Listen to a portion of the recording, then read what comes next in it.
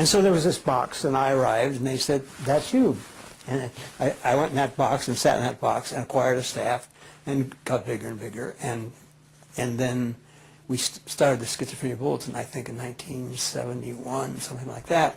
Was that box the, what did you say, Center for the Study? Center for the Studies of Schizophrenia. That was it. You went there and went right into that position. I was the chief. I was the boss. I was the first one. So, you know, I was the first chief, and I filled the box, and they had a salary line. And so I stayed there for the next 12 years until while I was in Italy studying the Italian law, my subordinate, or the guy who was my assistant chief, took my job. While you were out of the country? While I was over in Italy. The guy who was then the head of the NIMH, of the NIMH is a guy named Herb Pardes, who is now the dean of the School of Medicine at Columbia, still alive and active.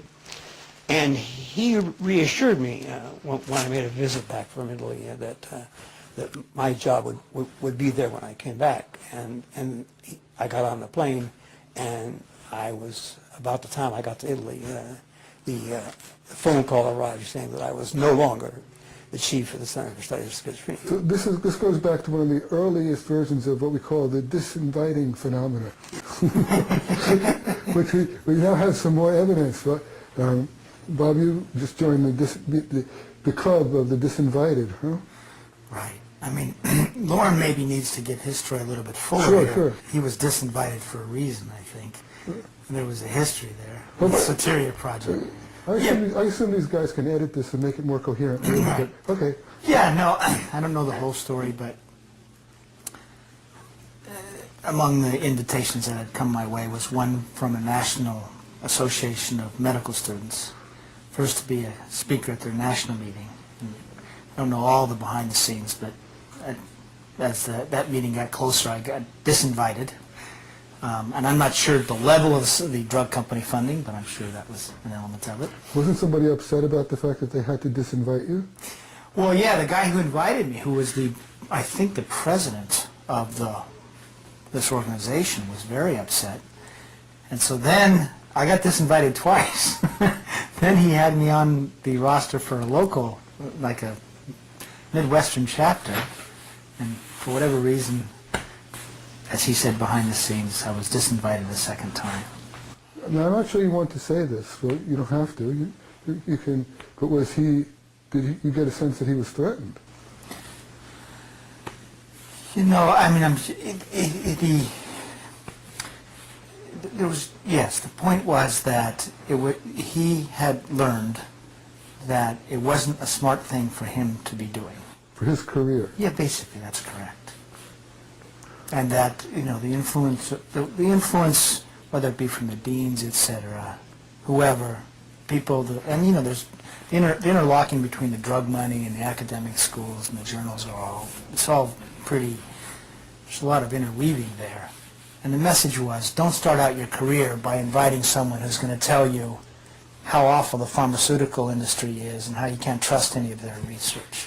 Now, I just don't know the whole story. You don't know the details, okay. Yeah, right. And hopefully I will, because as the latest email from him says, I'm still trying to get you invited to something. It should be interesting. So, Loren, you were sort of disinvited back then out of the club.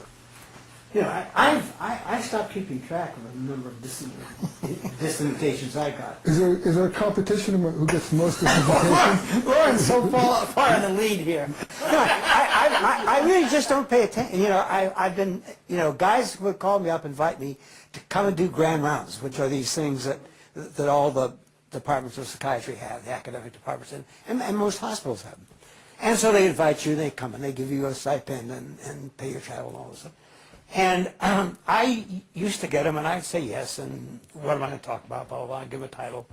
And then I'd hear back about 2 weeks later, well, you know, we decided you really aren't the person we wanted to present at the grand rounds. And some guy actually said, one guy was going to the Carrier Clinic in New Jersey.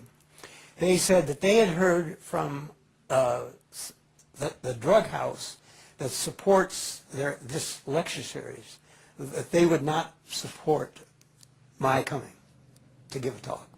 And that was the clearest I ever heard it. Most of the time it was sort of mealy-mouthed stuff, you know.